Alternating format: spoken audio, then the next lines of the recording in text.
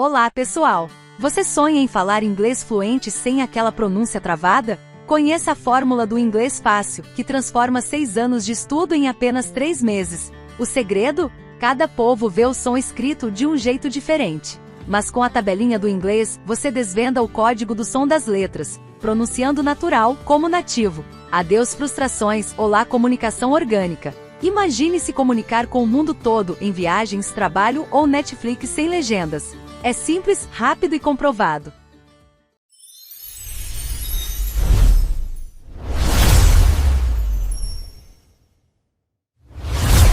E agora, com muito carinho, vamos receber o nosso próximo convidado, o querido fantoche Trigobello. Vem pra cá, Trigobello! Fala, meus queridos e minhas queridas, sejam todos bem-vindos a mais um podcast de mito. Eu sou Henrique Moura e estou com ela, Thalita Santos. Seja muito bem-vinda, tudo bem com você?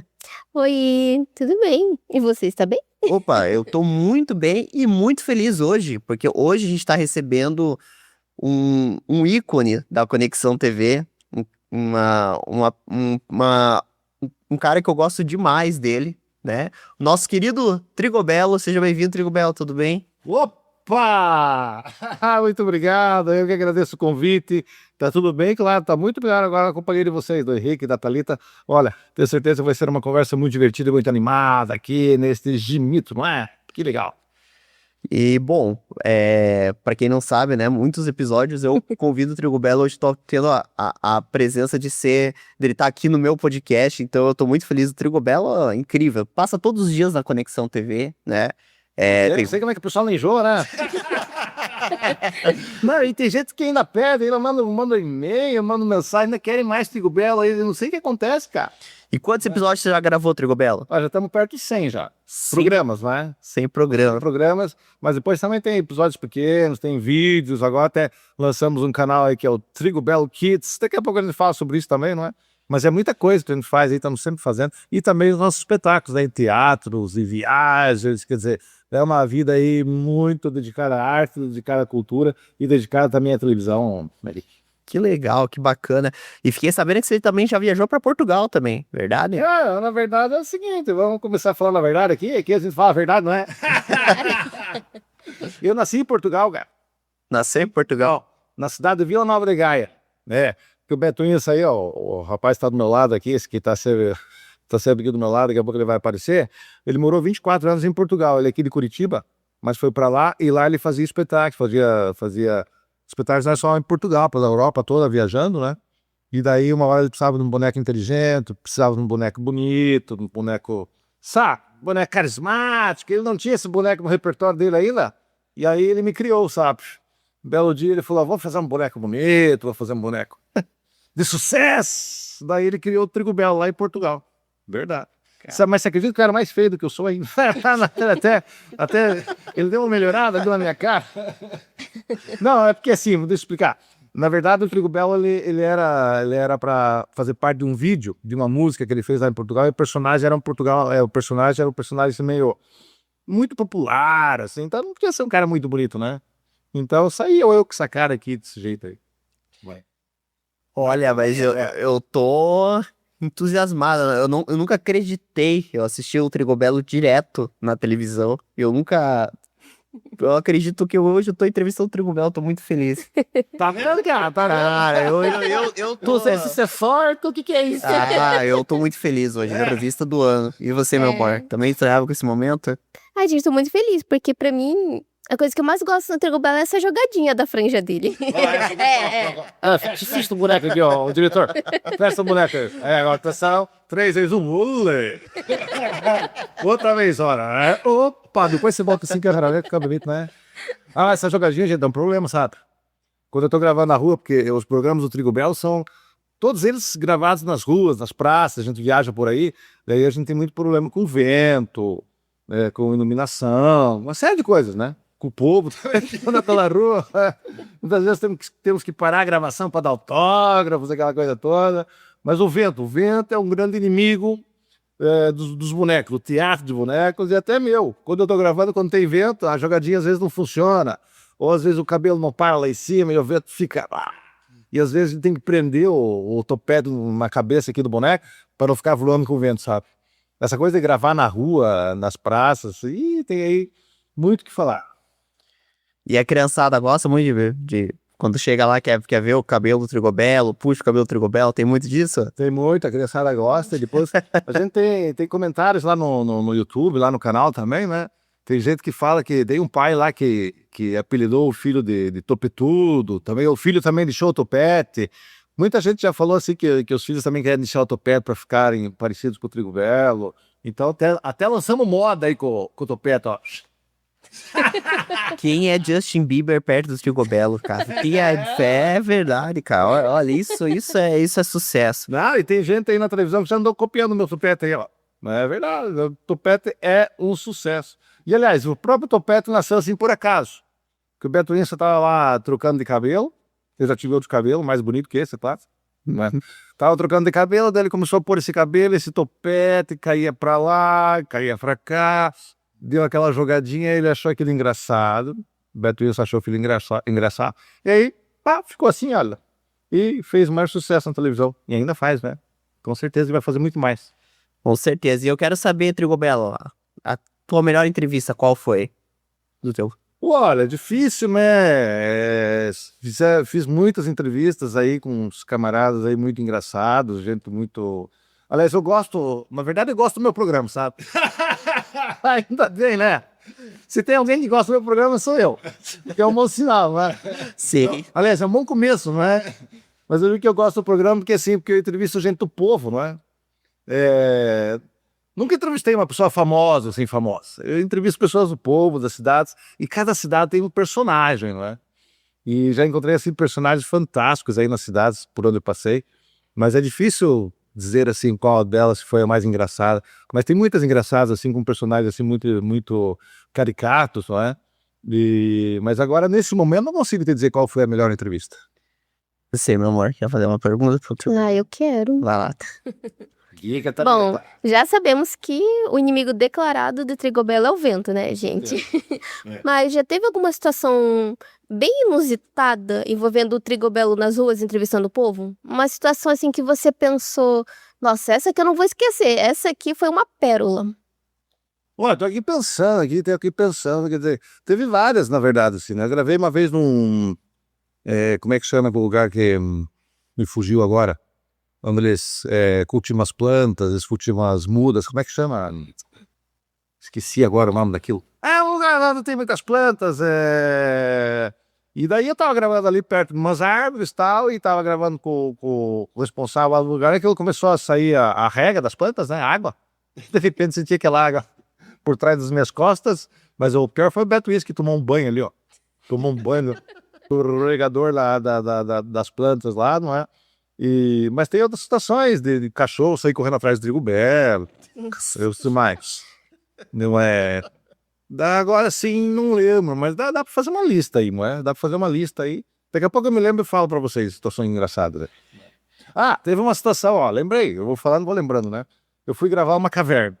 Uma caverna, isso não foi tão engraçado. Foi uma caverna lá em Palmeira. O pessoal pessoal lá da cidade, porque vamos gravar naquela caverna, porque é a única caverna na América Latina que tem uma queda d'água dentro, não sei o que e tal.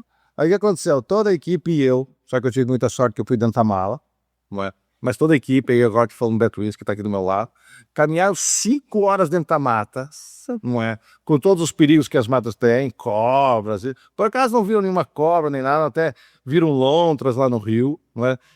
Caminharam 5 horas para chegar na tal da caverna. Aí chegamos dentro da caverna. O que tinha lá dentro? Pedra. Um buraco negro. A queda d'água que tinha lá dentro estava seca, secou. Não é? Quer dizer, depois a gravação resultou em, sei lá, 1 minuto de gravação, 2 no máximo. Daí voltamos para casa, mais 5 horas de caminhada no meio do mato. O pessoal carregando todo o equipamento, tripé pesado, mala. Eu tava sossegadinho ali dentro da mala, né? Mas o pessoal da produção sofreu. O Beto Inça aí chegou uma hora e não aguentava mais. Não, mas é gravar na rua, assim, sabe? A gente sai muitas vezes 5 horas da manhã de casa, a gente viaja, aí chega nos lugares, tem que encontrar as pessoas, né? e às vezes convencer as pessoas para gravar também, que a gente tem sempre pessoas ali prontas para gravar, a produção já organiza isso tudo, mas chega na hora, não é? Aparece aqueles convidados assim do momento, mas sempre surgem situações muito engraçadas e isso é que é legal. Nunca é uma coisa assim 100% certa, vamos chegar lá, vamos gravar, vamos embora. Não, sempre tem surpresa no meio do caminho. Ainda mais aquele de 5 horas para ir 5 para voltar. Mas e assim, ó, só pra reforçar pro pessoal, que horas que o Trigobello tá passando na Conexão TV hoje? Hoje tá passando de manhã e de tarde, né? 6h30 da tarde. E de manhã também passa 9h30. 9h30 da manhã e 6h30 da tarde aqui na Conexão. 9 horas? 9 horas. Mas também, se o Trigobello não estiver passando, lê o programa que tá passando antes, e depois vê o Trigobello, o programa passa depois, né? Já agora o Gimito passa que horas lá? O Gimito tá passando toda terça, tem episódio novo, né? Das 7 às 8 horas, e é reprisa na quinta e no sábado também, nesse mesmo horário, né? Então a gente também tá com essa parceria aí com a Conexão TV. Quero agradecer a Conexão TV também por proporcionar esse momento também pra mim, porque olha, pra mim porque assim, eu assisti muitas vezes o Trigobello na TV, né? E ainda na época da Paraná Educativa ainda, então eu tenho um carinho muito grande pelo Trigobello, acho. Bom, agora o Trigobello ficou um pouco de lado, foi descansar um pouco, né? E agora eu tô com o criador do Trigobello, nosso querido Beto Insa. Seja bem-vindo, Beto. É uma grande honra estar entrevistando você hoje. O Beto participou de inúmeros episódios do Gimito, vários especiais, né? E sempre participou, e eu tenho um carinho muito grande por você. Você participou do especial lá quando meu pai participou do episódio. Meu pai participou de um episódio e o Beto participou junto, foi do Motorhome, foi muito legal. E, que nem eu falo, eu tenho um carinho muito grande porque eu assistia você, né, na Paraná Educativa, agora na Conexão TV. E pra mim é uma grande honra estar recebendo você agora no estúdio. Você é um convidado que eu, né, com certeza tenho um carinho muito grande, né? Bom, a gente quer saber, né, como que surgiu o Trigobello? Primeiro, também agradeço muito o convite. Também é uma honra para mim estar aqui no teu programa, não é? Teu podcast. E já muitas vezes participei lá e foi sempre super divertido e a gente tá se conhecendo hoje, né? Sim, pela primeira vez se vendo pessoalmente, né? Já faz uns 2 anos que nós estamos aí conversando e desenvolvendo desenvolvendo o trabalho juntos aí. Sim. E sempre foi através do vídeo, né? E agora estamos aqui juntos, está sendo um prazer também conhecer a Thalita. Não é? Bom, o Trigobello, primeiro você falou que o Trigobello foi descansar. Na verdade, que tá descansando agora sou eu, né? Não é o Trigobello, porque o meu braço ali, não sei quantos minutos nós ficamos ali falando, o meu braço aqui já tá na guitarra, né? E cansa, o boneco é pesado, né? Quantos quilos pesa? Desculpa a pergunta. Nunca pesei o boneco, né? Nunca pesei, mas ele é pesadinho. Deve ser uns 20, não? Não chega tanto, mas uns 10 quilos. 10 quilos. E ficar com o braço ali controlando, coisa não é fácil, né? Mas respondendo a tua pergunta, quais são os projetos do Trigobello agora, não é? Bom, já estou aí há 8 anos sempre no ar na televisão, não é? Passei por várias TVs aqui no Paraná, não é? Até quando estava na Paraná Turismo, passava no Brasil inteiro, a gente tinha um feedback de muita gente de muitas cidades e estados do Brasil, o que era muito legal, né? E a ideia é voltar assim com o Trigobello, atingir o Brasil inteiro mesmo, sabe? Porque é um programa que funciona muito, né? Isso não sou eu, quer dizer, eu estou dizendo isso agora, mas eu estou repassando aquilo que eu fui sentindo e que as pessoas e o público do Trigobello foi comentando durante essa trajetória do boneco na televisão, né? E eu sempre acreditei, assim, num boneco como apresentador, não só como um participante ou como uma figura dentro de um programa de televisão. Eu queria mesmo ter um boneco, ele, o apresentador do programa, né? E a ideia nasceu porque eu, com o meu teatro de bonecos, que eu faço teatro de bonecos há mais de 30 anos, muitas vezes eu fui convidado para ir em televisões, dar entrevistas e tal, e sempre, não com o Trigobello, com outros bonecos, e sempre foi um sucesso muito grande. Os bonecos faziam um sucesso muito grande na televisão. Por exemplo, na Colômbia, eu já fui várias vezes participar de festivais lá, tem festivais que dedicam um dia só para as televisões. Os artistas todos dos festivais, eles circulam pelas televisões divulgando o festival, e é uma loucura, assim. E tem um dia em que as televisões todas vão no teatro, entrevistam os artistas, e eu fiquei pensando, olha que coisa engraçada, como isso funciona, né? Daí que veio a ideia de ter um programa. Quer dizer, primeiro comecei como todo mundo começa, fazendo vídeos, colocando lá no YouTube, E depois, aí não demorou muito, não é? Eu comecei na televisão e estou até hoje. E a ideia é continuar e evoluir mais o programa. Por exemplo, eu quando comecei com o boneco, eu tinha que fazer só... eu tinha um roteiro limitado, não é? Eu tinha que falar de turismo, de gastronomia e mais 2 ou 3 coisas. Eu não podia, por exemplo, colocar outros bonecos, fazer entretenimento, né? Isso eu quero e vou fazer, porque eu tenho muitos bonecos. Tem muitos bonecos, eu tenho espetáculos, eu tenho espetáculos com música ao vivo, tenho músicas minhas. Então eu posso, dentro do programa do Trigo Belo, colocar muitos números de entretenimento também, não é? E outras cenas com bonecos. Eu criei também para outra TV, eu criei um outro programa, que era o Rural News, que era um programa rural apresentado por bonecos. Daí, no caso, eram outros 2 bonecos, né? Quer dizer, eu tenho um repertório muito grande de coisas que eu posso agregar no programa do Trigo Belo, não é? E que, nesse momento, é só uma questão de tempo, né? Tenho certeza que vou conseguir isso, estou trabalhando para isso. Mas, nesse momento, também, eu tô me dedicando um pouquinho mais ao teatro, que é da onde eu venho. Estou fazendo espetáculos aqui, projetos aqui em Curitiba, não é? Também vou viajar, tenho festivais aí, vou para Itália, Portugal e México ainda esse ano, não é? Então, isso é uma coisa que eu até tinha deixado de lado nessas viagens, porque tinha outros compromissos aqui com televisão, isso tudo, não é? Nesse momento eu aceitei esses convites, vou viajar e, claro, vou aproveitar para gravar. Eu sempre que vou, não é? Sempre que viajo, no caso eu levo outro boneco, é o Felisberto, que é o espécie de correspondente internacional que participa do programa, que é o boneco mais fácil de manipular, de enquadrar no momento de gravar na rua, né? Trigo Belo é mais complicado, tem que ter um tripé, tem que ter retorno, uma série de coisas, né? Esse outro boneco que é o Felisberto é um pouco mais fácil, também não é assim tão fácil, né? Mas eu vou produzir muito conteúdo ainda esse ano, não é? O ano que vem, esse ano eu tô gravando pouco o Trigo Belo, por exemplo, não é? Eu tô aí com um repertório de quase 100 programas, de 15 minutos, alguns até de meia hora, não é, que estão passando na televisão, mas eu quero, a partir do ano que vem, começar a gravar muitos programas para renovar e tô sentindo necessidade disso, né? Se você quiser me cortar, pode me cortar. Não, por favor. Uma pergunta, fica aqui, por favor, fique à vontade. Não esquenta. A gente gosta quando o convidado fala, né? Eu digo assim, para nós é uma grande satisfação. Agora, eu quero perguntar outra coisa. Semana passada a gente trouxe o dono do canal, Ronaldo Vaccari. Eu quero saber como vocês se conheceram. Ronaldo Vaccari, a gente se conheceu... Como é que a gente se conheceu? Eu tô aqui pensando... Não, a TV dele entrar no ar, daí eu tinha uma amiga que estava colocando o programa dela na TV do Vaccari, daí ela comentou comigo, né? E ela fez ali fez a nossa ligação, ela que fez a nossa ligação, e a gente começou a conversar, não é? A partir do momento que conheci o Vaccari, já a gente teve ali uma energia muito bacana. Mas, isso é da época da Euro ainda. Da época da Euro. Leonis, que legal. Logo ele já me convidou de cara, não, porque já conhecia o Trigo Belo também, não é? A vantagem de ser um pouquinho conhecido também ajuda, né? Sim. Vem aqui pra TV, vamos lá. Na altura eu já não tava na Paraná Turismo, né? Daí pra mim foi um prazer muito grande começar um projeto novo, não é? E agora continuo com a conexão aí com o Vaccari, não é? A gente também, ele já foi lá para Portugal comigo, já gravamos juntos lá e a gente se diverte muito quando estamos juntos e tem aqui uma energia muito bacana entre nós. E é um prazer estar aqui na conexão.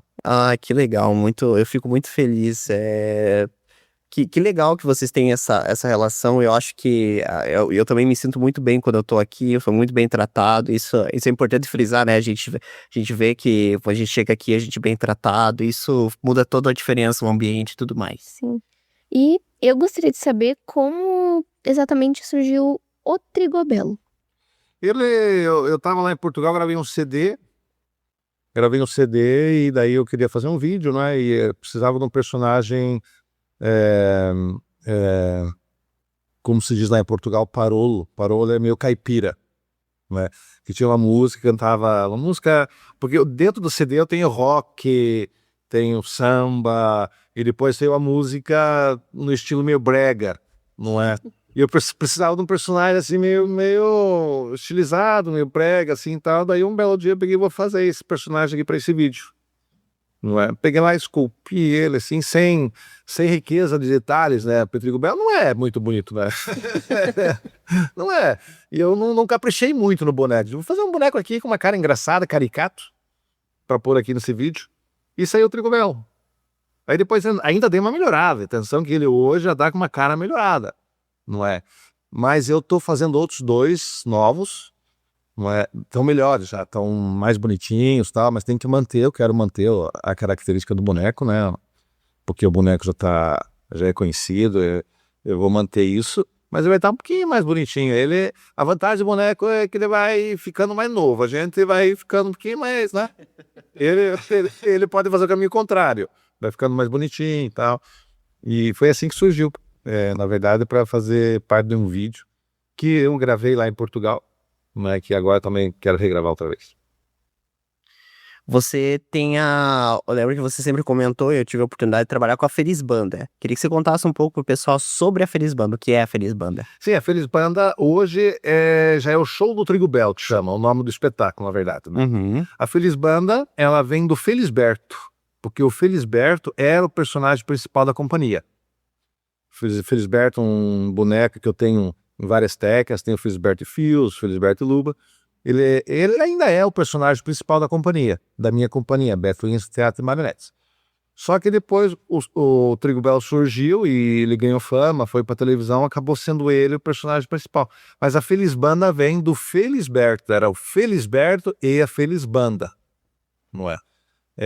Daí que eu criei esse nome por causa do Felisberto. E o Felisberto era o personagem principal dentro do show. Com as músicas todas minhas, o Felisberto fazia ligação entre uma música e outra, né, entre os personagens que apareciam dentro do show, não é? Mas daí, como o Trigobello assumiu esse papel, não é? Acabei agora até transformando o show da Feliz Banda, passou a chamar-se o Show do Trigobello, né? Então a Feliz Banda, digamos que já não existe mais, não é? Mas ela vinha através do Felisberto. Bacana. E assim, eu achei incrível as músicas que você faz. E quanto tempo faz que aquelas filmagens que você me passou? Já faz um certo tempo que você gravou elas. Sim, eu gravei em 2005, por aí, 2006. E como é que você fez pra produzir todas essas músicas? Você tinha uma banda também por trás disso ou você compôs todas elas? Não, tinha banda. Eu fazia a base, não é? No violão e alguma coisa no acordeão. Fazia a base, depois a gente tinha uma banda, tinha um músico músico e bonequeiro que trabalhava comigo lá em Portugal, muito bom, muito talentoso, que era o Rui, e depois ele chamou outros 2 colegas dele, que também, os outros 2 também eram Ruis, tem muito Rui em Portugal. Nossa. Então era eu e mais 3 Ruis, e aí eu compus as letras das músicas, as bases, e eu com o Rui nós fomos fazendo. Ele foi colocando outros instrumentos, bateria, ele tocava tudo, né? Botava bateria, guitarras e outros instrumentos. Aí depois também veio o tecladista, e veio outro rapaz que também fez vocal, e nós gravamos o CD. O CD na altura era Chico Lua, o nome do CD era Chico Lua. Porque Chico Lua também era o boneco que eu tinha como principal da minha companhia, só que o Chico Lua não era um boneco da minha autoria. Era um boneco da autoria do Manuel Kubachuk, que foi o meu mestre, foi com quem eu comecei a trabalhar com teatro e bonecos. E eu, quando fui para Portugal, eu levei o Chico Lua. E eu trabalhava com o Chico Lua, né? Era o personagem principal da companhia, aquele personagem que aparecia fazer a abertura ou a apresentação dos espetáculos. Depois daí eu criei o Felisberto, levei a Feliz Banda, e agora veio o Trigobello, com o show do Trigobello, quer dizer... Bastante coisa. Passou do Chico Lua para o Felisberto para o Trigobello, e agora acho que vai até o fim da vida, vai ser o Trigobello. Vamos lá. E aqui nessa pegada das músicas e tal, de onde surgiu a música que tá no canal agora, que é da Meia Furada? Olha, eu já nem lembro mais aonde que saiu essa pira aí, não é? Mas eu queria fazer, na verdade, músicas para as crianças, não é? Só que eu não queria fazer aquela coisa também, não queria fazer um ritmo, por exemplo, aquilo é rock, né? Criança curte rock mais do que nós, às vezes, muitas vezes, não é? E tanto que lá dentro do CD aí tem rock, tem outros ritmos assim. E também para as crianças curtirem, para os pais. Outro dia eu tava escutando essa música no carro com os meus 2 filhos. Eu escutei algumas vezes. Cara, eu tava no carro escutando essa música. Minha filha adora, tem 4 anos. E outro, meu filho, tem 1 ano e meio. E todo mundo dançando dentro do carro, em alto e bom som. o carro do lado tava com o vidro aberto, tava calor, o cara do lado tava curtindo também, papo, curtindo, yeah! Quer dizer, o rock, né? O rock da meia furada. O porquê da meia furada, que eu acho que eu vi uma meia furada lá em casa, eu não tenho problema em usar meias furadas, eu uso meia que eu gosto de usar, se tá furada, não jogo fora, minha esposa é que joga fora. Daí que veio, quer dizer, inspiração para escrever uma coisa engraçada, né? Eu compus todas as músicas, uma vez também tava lá, eu lembro muito bem, no sábado, tava sentado lá em casa, e hoje eu vou escrever uma música, e não saía nada. Daí você fica numa agonia, o processo criativo, a gente sofre com ele, né? Porque você quer fazer as coisas, e muitas vezes a coisa não vem. E eu fiquei lá uma tarde toda, não, hoje eu vou escrever uma música, eu tenho que escrever uma música, aquela ideia é fixa, né? E não saía nada. Até que você quer saber uma coisa? Vou limpar a casa, vou varrer a casa, porque, né, para aliviar a cabeça. E eu varrendo a casa, eu pensei assim, tem boneco que é de fio, tem boneco que é de luva, tem boneco de papel, tem boneco que derrete com a chuva. Opa! Não é? Já saiu ali um verso assim, que eu faço muito música falando de bonecos, que é o meu universo, né? Eu trabalho com teatro de bonecos, né? E eu varrendo a casa, de repente, em 15 minutos, eu fiz a letra da música. Coisa que eu não fiz a tarde toda, sentado no sofá, pensando e tal. Eu varrendo ali, tem boneco que é de fio, quer dizer, veio o fio condutor e a música saiu, né? E da meia furada eu não lembro exatamente qual foi o momento em que me inspirou para fazer a música. Mas pro pessoal de casa entender, eu tô num projeto, juntamente com o Beto, do Trigo Belo Kids, que é um projeto de trazer essas músicas que era da Feliz Banda, essa? Exatamente. Vim da Feliz Banda, agora é o show do Trigo Belo. Show do Trigo Belo. E trazer de volta essas músicas, né? E, assim, eu escutei muitas vezes essa música, pra produzir essa animação não foi fácil, né? A gente sabe que eu e o Beto, a gente sempre se comunica bem e a gente trabalhei bastante pra gerar, porque o pessoal fala, não, é só gerar lá, não, tem que trabalhar, tem um lado artístico, tem que ser bem perfeccionista, né? E a gente escutou muito as meias, a meia furada, que eu falei, não, eu tenho que trazer uma meia hoje, porque só falta o furo. Falta o furo da meia, ainda foi uma meia que, olha, a gente ficou muito com a questão da meia furada, porque eu escutei demais, e a Thalisa também escutou, como é que é?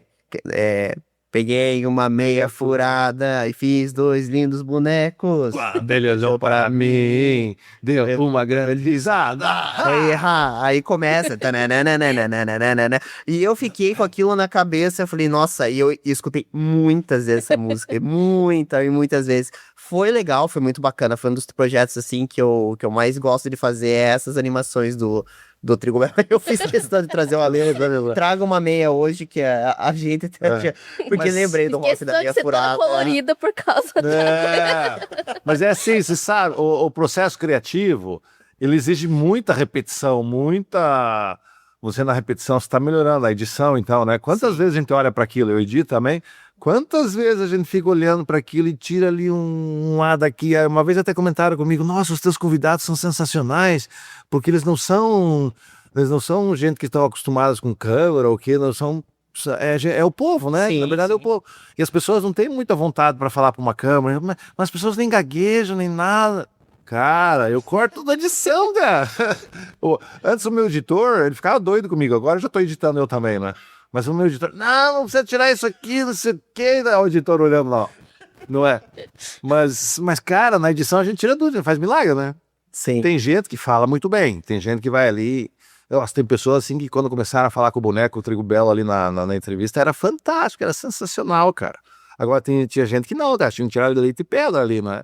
Mas, por exemplo, situações engraçadas, eu fui gravar em Balsa Nova.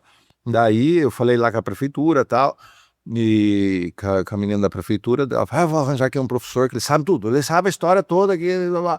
Cara, a hora que ele viu o boneco e a câmera na frente dele, o homem travou. O homem não conseguia falar. Quer dizer, o homem sabia tudo, mas não conseguia falar. Normal, quer dizer, as pessoas são assim, né? Sim. E não conseguiu gravar, e daí eu tive que gravar com a menina que era lá da prefeitura, não lembro o nome dela. Ela gravou comigo e o senhor que sabia tudo não falou nada. Sabia tudo, mas não falou nada.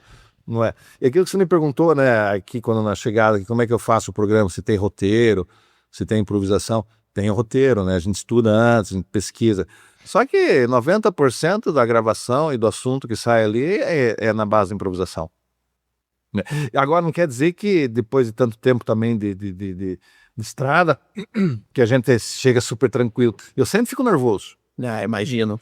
Sempre fico nervoso, né? E eu saio de casa e ficava mentalizando assim, não, eu vou encontrar pessoas que vão me ajudar muito, que vão... convidados interessantes, não é? E saio mentalizando assim e felizmente a coisa acontece, não é? Mas eu também fico nervoso, eu também fico aquela coisa, o que eu vou falar? O que eu vou perguntar? Sim. Só que na hora que eu pego o Trigo Belo, ele mesmo cria, ele tem vida própria. Cara, ele começa a falar, dá a risada dele, o assunto vem, a coisa vai. É impressionante. Tem muito disso também no podcast. Muitas vezes a gente tem convidado, mas às vezes, que nem eu falo, por exemplo, você tem um material extenso para assistir, então eu consumi muito Trigo Belo na minha vida, então para mim é mais fácil falar de um assunto que eu... Mas muitas vezes, por exemplo, você vai pegar... vou trazer um assunto sobre agronomia. Não sei nada sobre agronomia. Você fica preocupado com isso. O que eu vou perguntar para um agrônomo? É um assunto muito nichado e tudo mais. Você vai pesquisar. Mas parece que quando a conversa vem, você vai conhecendo mais a própria curiosidade, também a forma como você vai conduzindo o episódio, vai te trazendo aquela autonomia, aquela coisa de ter o controle da conversa, né? A gente também fica super nervoso, principalmente quando começou com essa questão da TV, eu ficava super nervoso, assim, porque acostumado com a tela, internet, o conforto de casa, aí do nada a gente de monte de câmera aí, não é? O diretor olhando ali, ó. O diretor olhando, né? O chefe do outro lado lá também. Então a gente também tem essa questão do nervosismo, eu também, dependendo da situação, né, que a gente fica... A gente também acaba ficando muito nervoso às vezes, mas é uma coisa assim que para nós ficou algo natural. O bate-papo, ele acaba ficando o podcast em si, ele não é uma entrevista, ele é um bate-papo, então acabou que a gente quebrou aquela formalidade, né, no começo. No começo eu lembro que eu ficava muito com receio de falar, desculpa aqui as pessoas, não que eu fale muito, mas a gente foi se policiando com o período do tempo, mas às vezes a gente largava algum palavreado, né?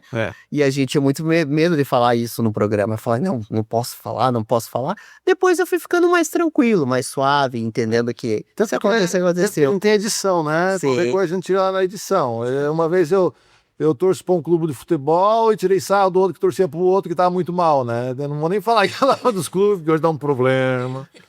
Até o diretor ali, ó...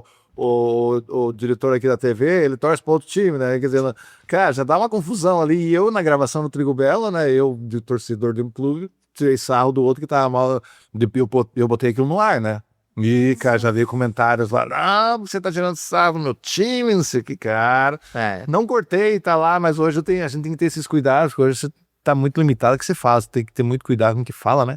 Exatamente. Pra não ferir ninguém, nem nada. Mas o Trigo Belo eu gosto, assim, é um personagem extremamente carismático, né? E eu acho que eu acho que o Trigo Belo valeria a pena um dia ele fazer um podcast, pode trigo, né? Sei lá, Trigo pode. Trigo pode, pô, eu acho que seria super válido, né? Pra gente tem que segurar durante uma hora o boneco. O problema é esse, né? O problema é esse, o bracinho aqui, olha, eu sou aquele cara que anda na rua, vê que esse lado aqui tá bombadão e outro lado é finíssimo, esse aqui é do Trigo Belo. Mas me diga uma coisa, você comentou que você tem um monitor que você leva para o pessoal entender como é que faz o programa do Trigo Belo, e você fica embaixo ali e fica com o monitor vendo como é que tá saindo a câmera, isso? Às vezes eu digo que eu enfio a cara dentro do monitor lá pra poder ver, não é? Que daí o boneco olha pra câmera, porque eu quando tô manipulando eu não consigo saber se o boneco tá olhando pra câmera ou não. É importante que ele olhe. Sim. Pra câmera e pro convidado.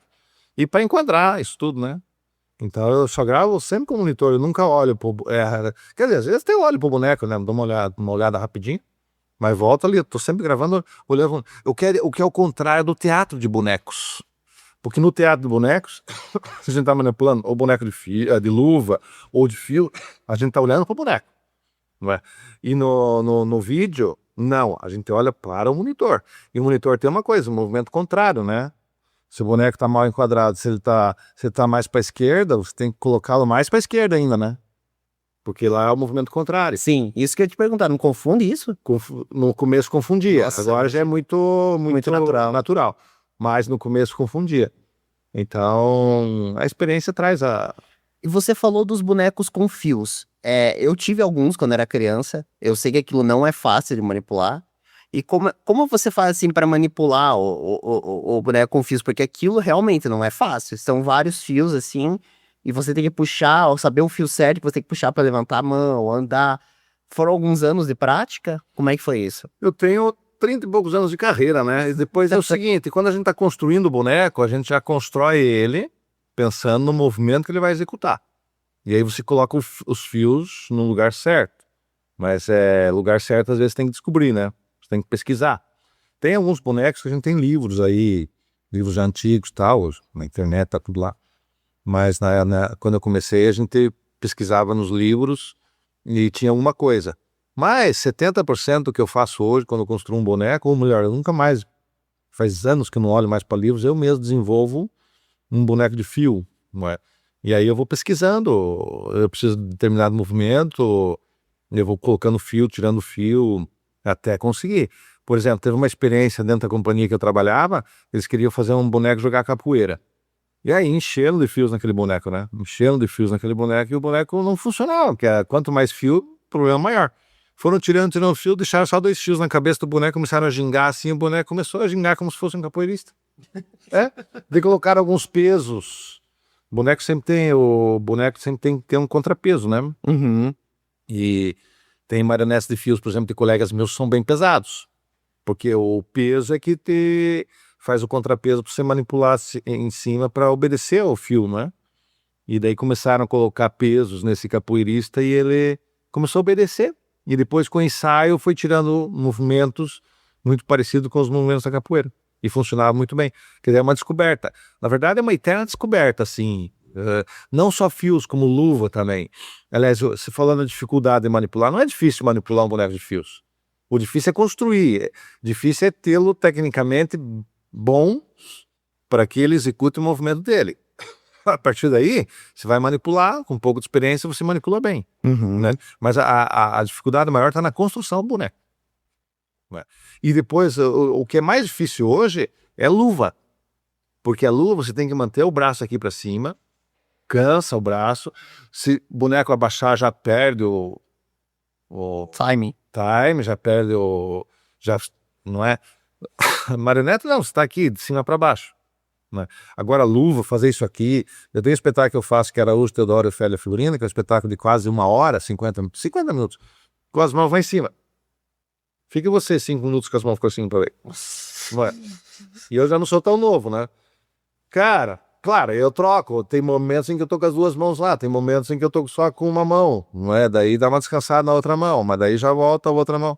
Eu chego no final do espetáculo fisicamente muito cansado, né?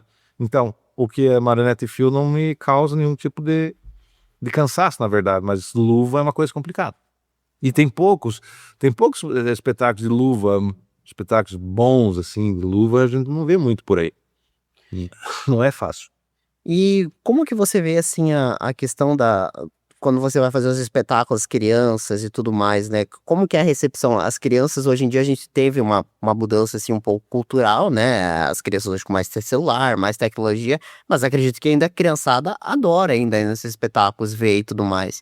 E geralmente é mais família, mais escola que vai assistir os espetáculos. Eu tenho feito para tudo, né?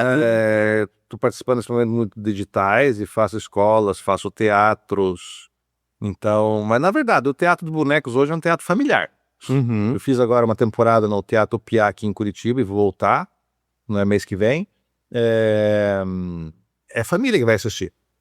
E essa família sempre são 2 adultos e uma criança. A maioria das vezes 2 adultos e uma criança. Um adulto, tem sempre um adulto, uma criança, ou 2 adultos, 2 crianças, ou 3 crianças, né? Mas é sempre meio a meio. Né? E aí você tem que ter um espetáculo que agrada esse. Sim. Pais e filhos. Mas o espetáculo de bonecos, a gente diz assim, nós artistas dizemos que os espetáculos de bonecos são para pessoas. Não é que sejam para crianças ou para adultos, são para pessoas, né? Sim. E as pessoas são as crianças, são os adultos, são as pessoas idosas. Quando os espetáculos são bem feitos, bem elaborados, eles encantam tanto as crianças como os adultos. Hoje as crianças elas têm um raciocínio mais rápido, né, com essa coisa da internet, dos desenhos, essa coisa toda. Eu já tive comentários de que isso, quando eu tenho um espetáculo, por exemplo, a História de um Cão, que é um espetáculo mais de fios, que é um espetáculo mais lento, Já chegou um pai e falou uma vez para mim, o espetáculo é muito lindo, muito bonito, mas o fato de ele ser um espetáculo lento, a criança se perde um pouco, porque ela está acostumada a ver os vídeos, que é aquele tac, tac, tac, tac. Quer dizer, o que está errado, será? Tá errado ver esse tipo de vídeo. Opa! Isso que eu ia perguntar. TikTok, né? Muito vídeo curto, episódio, no máximo, sei lá, multicolorido, 5 minutos, você já acabou o episódio. É um negócio mais. Quando começa, já acaba. Isso pra criança não é bom. Todo mundo sabe que vídeo pra criança não é bom. Os pais precisam proporcionar essas experiências teatrais, essas experiências lúdicas e tentar o menos possível deixá-las ali na frente da televisão ou da internet, isso tudo, né? Sim, preservar o desenvolvimento normal da criança, não é? E para deixar as tecnologias chegarem no tempo certo. As tecnologias são maravilhosas na nossa vida, né? Mas tudo tem o tempo certo. Eu vou comentar aqui uma vez quando eu fui assistir a Branca de Neve no teatro. Quando a escola levava, né? Não sei se ainda a escola geralmente, quando é mais nova, leva ali nos teatros para assistir, né? Às vezes é no próprio ambiente escolar. Já teve uma época quando eu lembro que 2 vezes eu tive um mímico, né, que lá era muito engraçado, né, mas eu me lembro uma vez quando eu fui assistir a Branca de Neve, que esqueço disso até hoje, que eu cheguei lá, eu não sabia que anão existia. Quando eu vi o anão, eu falei, não, que negócio é esse que tem anão? Aí no final da peça, saiu os atores. E eram todos os anões. Era nós. Cara do céu, nós piazada começamos a dar risada, porque claro, era coisa de piar, né? Cara, eu fiquei impressionado e não sabia, não tinha noção que existia. Não, que aquilo lá pra mim era um conto de fadas. Quando eu vi toda aquela galerinha andando, indo embora, os anãozinhos, todo mundo começou a olhar assim, falando, pô, mas existe anão, cara? Falei, meu Deus do céu, nós começamos a olhar, assim, toda aquela galerinha, eles indo embora, assim, bonitinho. Eu, criança, era maior que eles, assim, olhando aquilo lá. Eu falei, nossa, existe, cara. E eu lembro que eu fiquei fissurado, assim, falei, nossa, que legal. E eu lembro que muitas vezes eu fui assistir espetáculo. O teatro, ele é um, hoje em dia, tá muito aquela questão, assim, de você ir lá ver um show, né, enfim... O próprio teatro mesmo, mas é muito legal você ver uma peça de teatro. Eu tenho boas lembranças, assim, sabe? Você falou na questão das lembranças. Eu também tenho lembrança de quando eu vi um teatro de bonecos lá em Araucária, quando eu morava lá, quando eu era criança. Isso foi há 50 e poucos anos, né? E tem essa lembrança até hoje. Quer dizer, é uma lembrança muito forte, né? Ela mexe muito com a cabeça da criança, porque aquilo é ao vivo. Aquele boneco que a criança, desde né, quando começa a brincar, já começa a fantasiar os personagens, ou começa a brincar com os bonecos, e os bonecos para eles têm vida, não é? De repente, eles também se deparam com outros bonecos que têm vida própria. Para eles é um mundo mágico, é uma coisa maravilhosa, e fica na cabeça da criança, e ajuda no desenvolvimento dessa coisa toda. E eu lembro que era uma coisa impressionante, quando mudava o cenário, eles giravam. Nossa, aquilo lá era demais, assim, eu parava pra ver aquilo lá e falava, nossa, que legal, olha como é que eles fazem essa mudança. Aí vinha, claro, a pessoa puxava e trocava o cenário, eles trocavam, giravam, trocavam o cenário, e era muito legal, né, e era muito bacana, assim, e aí, daquela época, ia de ônibus, aqueles ônibus, a criançada ia fazendo bagunça lá até Curitiba, depois voltava pra essa... É uma experiência maravilhosa. Nossa, era muito bom, era muito legal, eu tenho saudade, espero que ainda, não sei como é que tá hoje, mas tomara ainda que continue levando, porque assim... criança, ela tem que estar também no teatro, vendo a arte, ela tem que ser desenvolvida, né? Independente de qual lado, música, seja pintura. Aí cada um tem a sua arte, né? Eu confesso que eu era mais da área da comunicação, mas nunca fui muito bom com pintura. Nunca fui péssimo, né? Nunca desenhava boneco palito, não. Tenho vergonha, né? Hoje, com essa questão da IA, me possibilitou também criar várias coisas, mas assim... A arte, ela muda a vida da gente, ela entra a música, nossa, como é legal você escutar uma música, quando você era criança, lembrava do Balão Mágico, enfim, eu peguei mais dessa época, né? Não sei o que você pegou quando o que você tinha saudade, assim, de artes, quando era criança, você foi assistir uma peça também, que... A primeira vez que eu tive, assim, um contato, digamos que com a arte geral, foi quando, esse eu nunca vou esquecer, foi quando eu tinha 6 anos, que minha mãe vai assistir, ela vai lembrar também. Foi no Teatro Amazonas, lá em Manaus ainda. Sim. A Thalita, só pra contextualizar, ela é de Manaus. Aí fomos assistir uma peça que era sobre um casal e eles interagiam com o público. Eles desciam do palco, eles interagiam com o público, às vezes É que eu não lembro sobre o que era a peça, mas envolvia esse casal. Aí, essa parte eu também nunca vou esquecer, que a moça, ela desceu do palco, ela tava com um buquê, ela saiu jogando o buquê pras pessoas, e isso fazia parte da peça. Ali, quando eu vi aquilo, eu fiquei impressionada. Tipo, a história, a questão dos atores interagindo com o público. Esse foi o meu primeiro contato. E desde então, eu e a minha mãe, quando tem espetáculo, em teatro, a gente gosta de ir. Uma coisa que a gente gosta de fazer. E eu ali com 6 anos, mesmo não entendendo quase nada sobre o que era, aquilo me impressionou de uma forma. Então, eu acredito que, sim, a criança hoje em dia ela tem que ter contato com a arte. Independente se é música, se é dança, se é uma coisa assim mais lúdica, que eu acho isso importante. Eu tenho filhos lá em casa, tenho um filho de... Minha filha tem 4 anos e 5 meses, meu filho 1 ano e meio quase. Olha, é a arte todo tempo. Eles fazem de arte. Eles fazem de arte.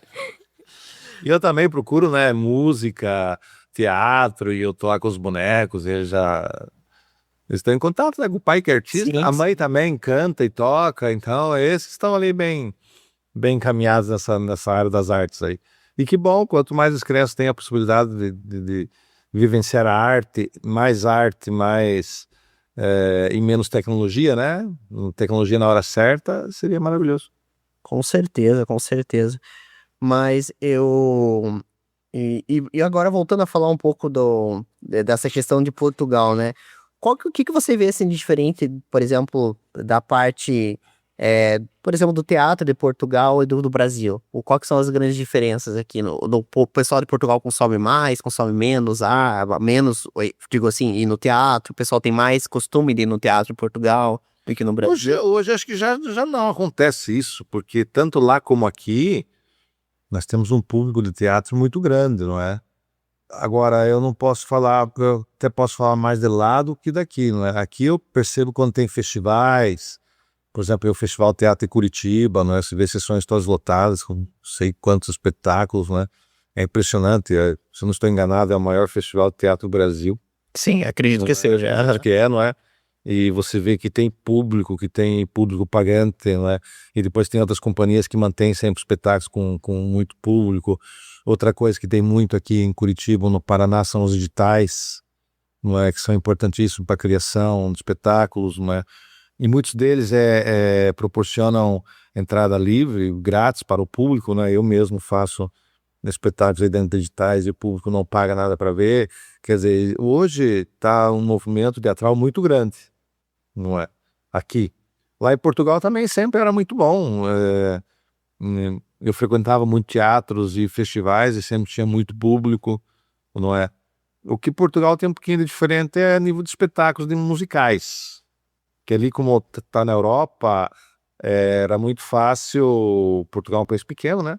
Mas era muito fácil ver os grandes shows que estavam circulando, os shows que circulam pelo mundo, como Rolling Stones, ou Madonna, ou Coldplay. Eles agora já vêm para cá também, né? No Curitiba aqui também. Por isso que eu digo que já não tá, a diferença não é tão grande.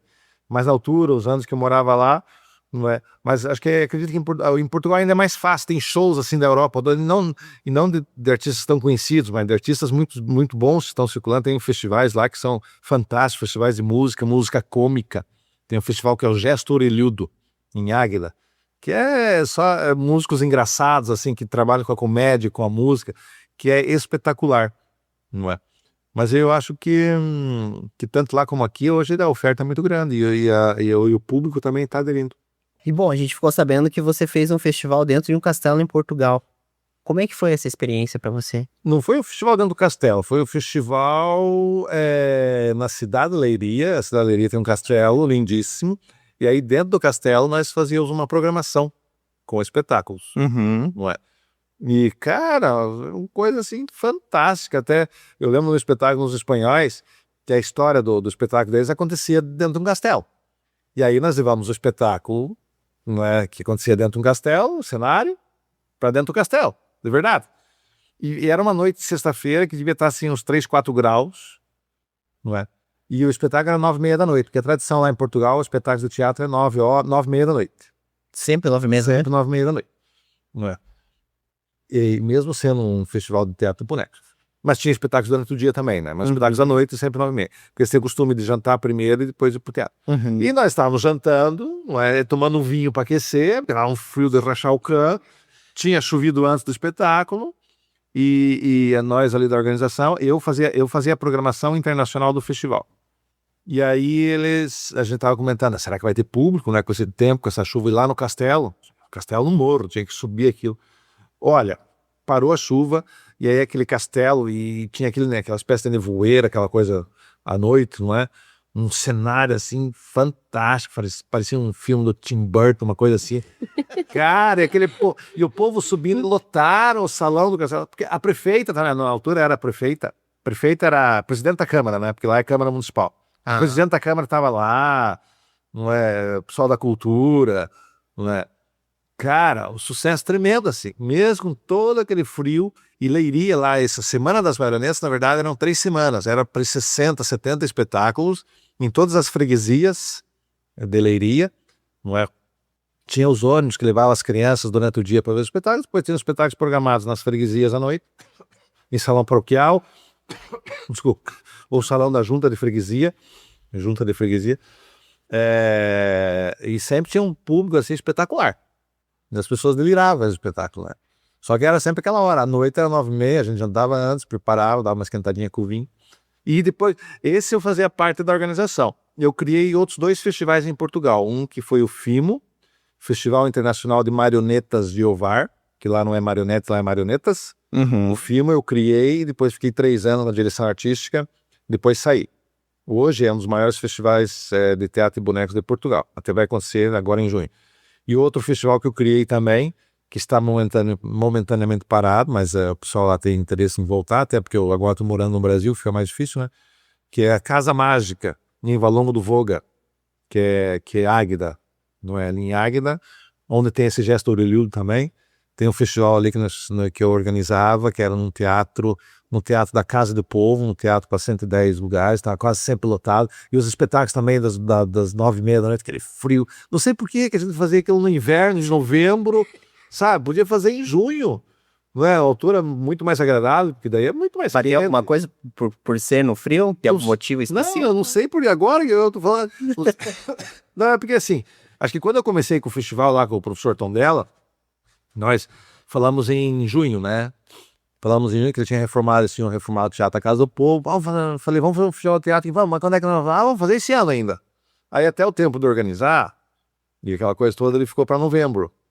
Né? E funcionou muito bem em novembro, a gente continuou fazendo em novembro. Né? Mas era um frio de lascar o cano. Só que, olha, o que acontecia? Antes dos espetáculos, a gente ia pro restaurante comer bacalhau e tomar vinho, né? E depois fazia esse espetáculo. Tinha artista que até reclamava, mas como é que eu vou fazer espetáculo agora, depois de comer esse bacalhau e tomar esse vinho? Então não coma! Então não toma, não, isso não. Mas daí gerava momentos engraçados ali. E perguntando agora, você comentou da culinária, e onde que tem o melhor bacalhau de Portugal? Em Águeda. Em Águeda? Águeda. Águeda. Lá todo lugar tem bom bacalhau, né? Mas Águeda, ali onde eu organizava o festival, tem um dos restaurantes, tem 2, aliás, que cada um serve um bacalhau de um jeito, né? Mas tem ali os artistas que vão para ali ficavam doidos, e alguns deles, amigos meus, falaram, quando é que eu vou voltar a Portugal? Eu falei, não sei, não sei como é que vai ser. Não precisa nem cachê, é só me levar lá durante o festival naqueles restaurantes para comer aqueles bacalhaus lá que tá bom. Mas tem um bacalhau lá fantástico, né? É em Águeda, você perguntou? Águeda? Águeda, legal. Falando do Fogo, Águeda, por ali. Bacana. Quer perguntar alguma coisa? Tá tranquila? Eu só gostaria de fazer um comentário que, nossa, cada história boa que você tá contando, sua experiência com o Trigobello, sua experiência no teatro, eu tô adorando ouvir. Que bacana. A gente tem história pra contar, viu? Olha, tem história pra contar, e uma coisa que é importante falar é que eu amo o meu trabalho. A gente, a partir do momento que ama o que faz, né? A gente é feliz e transmite isso pras pessoas, e eu digo que se eu tivesse outras vidas eu ia continuar fazendo teatro boneco. O problema é as pessoas que não tem que me aguentar outra vez. E antes da gente encerrar o programa, eu tenho uma pergunta muito importante para te fazer. Você é um cara que você trabalhou com o que você gosta. E eu acredito que durante a tua trajetória posso estar errado. Se eu estiver errado, você me corrija. Talvez também, por também estar trabalhando com arte, a gente sabe que tem toda uma questão também de preconceito. Putz, vai trabalhar com arte, você não dá nada e tudo mais. E você foi um cara que foi lá, não, eu quero trabalhar com bonecos, foi lá, trabalhou, foi para Portugal, batalhou, cresceu. E que dica que você dá para essas pessoas que hoje querem ir atrás dos seus sonhos? Dos seus sonhos, eu tenho um sonho de ter um podcast famoso, tenho um sonho de sei lá, de ter, eu quero trabalhar, quero ser piloto de avião, e muitas vezes se frustram, não vou, talvez pela rejeição, talvez por pensar que não vai dar certo. Que dica que você dá para essas pessoas? Primeira coisa é não ligar nada, absolutamente nada para o que os outros dizem. O sonho é teu. Sim. Não é? Então, o que os outros dizem não vale nada. Claro, você tem que considerar, você tem que ponderar. Teatro e bonecos não dá camisa para ninguém. Foi o que me disse um ex-patrão meu. Não é? Depois, até de uns anos, ele foi ver meu espetáculo e adorou. E depois eu já tinha casa em Portugal e convidei ele. Vai passear lá em Portugal, já. Vai lá, fica no meu apartamento que eu comprei fazendo teatro e bonecos, que não dá camisa para ninguém. Tá vendo? Então, não ligar nada para o que os outros falam, né? Outra coisa, não ficar esperando, eu fiz o projeto aqui para fazer um sonho meu, mas não foi aprovado, fiz outro projeto ali, mas não foi aprovado. Não, você tem que começar, não fica esperando um convite. Eu quero trabalhar na televisão, não fica esperando um convite para trabalhar na televisão. Eu, por exemplo, quando eu pensei, eu quero fazer programa, eu comecei a gravar no meu quarto. Eu não tinha a mínima ideia do que eu queria fazer, não tinha ideia de pôr o Trigo Belo, eu queria fazer um programa de televisão com bonecos. Eu peguei um outro boneco, comecei a gravar no meu quarto. Botei uma câmera lá, comecei a gravar. Também não sabia o que falar, nada. Eu vou ligar a câmera, cara. Eu vou ligar a câmera e vou gravar. Foi ali que começou. Não é? Então, é você começar. Você se dedicar, não ligar nada para o que as pessoas falam, não é? Correr atrás do teu sonho e começar. Eu para produzir os meus espetáculos, funciona muito assim, sabe? Eu tenho uma vaga ideia do que quero fazer, não tenho roteiro totalmente pronto. Sim, sim. Né? Eu tenho espetáculo que é a história de um cão, né? Puxa vida, o que vai acontecer nesse espetáculo? Bom, um cão pode correr atrás de um gato, pode fazer 1001 peripécias ali e tal. Eu comecei, já fiz os personagens, fui fazendo e as ideias vão surgindo. Né? É duas coisas, não pensar, não ligar para o que os outros falam, não é? E começar a correr atrás do teu sonho. Começar a realizar. Quero realizar. Quero ir para aeronáutica, quero pilotar um avião. Eu digo assim, sonhos que a gente às vezes tem. Tem o sonho de ir para os Estados Unidos, morar nos Estados Unidos. Tem que começar, tem que ter algum hora, você tem que começar de algum jeito. Seja guardar dinheiro, seja estudar, seja pesquisar. Primeira coisa, estudar inglês. Vou chegar lá, vou aprender. Não. Você vai chegar lá, você vai se ralar, não é? Você tem sonho para os Estados Unidos, primeira coisa, estudar inglês, não é? Sim. Segunda coisa, começar a guardar o dinheiro, né? E começar a tirar o visto. O visto, na verdade, é o último antes de viajar. Sim. Só que você pode tirar o visto, se você chegar lá falando inglês, você já vai ter uma vantagem. Sim, vai estar no caminho certo. Com certeza. Não é? Então, você veja bem, é o começo. É você pensar o que eu preciso para fazer, no meu caso, o que eu preciso fazer um programa de televisão, preciso gravar. Então, preciso de uma câmera. E esse sonho você tem desde que você era mais novo? Olha, começou... Com quantos anos você falou assim, eu quero viver de boneco? Comecei, não era de bonecos, era de teatro. De teatro, desculpa. Eu comecei fazendo teatro na escola. Tudo que tinha de coisa de teatro na escola, eu estava sempre lá, e depois começaram a me chamar. E eu participei do programa no Mário Vendramel. Meu pai, acredito que meu pai participou também. Ô, diretor, você ouviu falar no Mário Vendramel? Não, um programa muito, muito famoso aqui no Paraná. Ele era o principal nome, o principal apresentador da televisão paranaense. E eu fui lá declamar uma poesia. Que bacana. E então eu me interessei pelo teatro dentro da escola, daí até já participei no programa de televisão, você vê, do Mário Vendramel, os mais antigos aí vão se lembrar, não é? E dentro da escola eu sempre estava dentro do que acontecia lá e fui criando o amor por aquilo, né? Sim. E aí quando eu terminei, na altura chamava o primeiro grau, né? Eu ia fazer o segundo grau, que chamava na altura, como nem sei como é que é hoje. É o fundamental. Segundo grau, a gente fala segundo ano do ensino médio, eu ainda também chamo de segundo grau. Segundo grau. Eu fui lá pro estadual, fui pro estadual do Paraná, que tinha um curso de ator. Daí eu entrei no curso de ator, aí gostei cada vez mais daquilo, mas não tinha noção nenhuma ainda de bonecos. Eu fiz todo o curso de ator, fiz espetáculos de promotor, Só depois que eu saí de lá, ainda fui para São Paulo, ainda trabalhei na televisão em São Paulo, depois é que me chamaram para trabalhar com os bonecos. Né, que uma companhia aqui de Curitiba, no Manuel Kovacic Centro de Animações. Daí que eu comecei a criar também o amor pelos bonecos. Porque é uma junção, né? Também eu desenvolvo muito trabalho de ator. Sim. Então, o ator tá sempre ali. O ator, o boneco, não é? E foi assim que começou a paixão por isso tudo. Bacana, legal. Bom, eu quero agradecer, em nome do Podcast de Mito, a tua presença aqui hoje. Eu acho que pra gente foi um episódio muito bacana. E bacana, né, escutar essas histórias, estar aqui conhecendo você pessoalmente, não por uma tela do computador. Nossas histórias engraçadas, 2 anos já conversando, gravando e falando e fazendo coisas juntos, mas sempre pela internet, né? Sempre pela internet. Mas assim, pra mim é uma grande honra e é muito legal de estar também aqui na Conexão TV junto com você, junto com pessoas boas, o Vacari, o nosso produtor, o Paulo. Então a gente tá muito feliz de estar aqui também com vocês e agradecer a Conexão TV por estar cedendo todo esse espaço pra gente gravar. Isso é muito bacana. E, gente, vou deixar as redes sociais aqui do Paulo, o canal do Trigobello, nosso projeto novo que a gente também tá criando junto. Vou deixar aqui na descrição desse episódio. Pra quem tá acompanhando pela internet, vai estar ali na descrição. E é isso, gente. Vou ficando por aqui e até a próxima. Tchau, tchau. Tchau, tchau. Fique com Deus.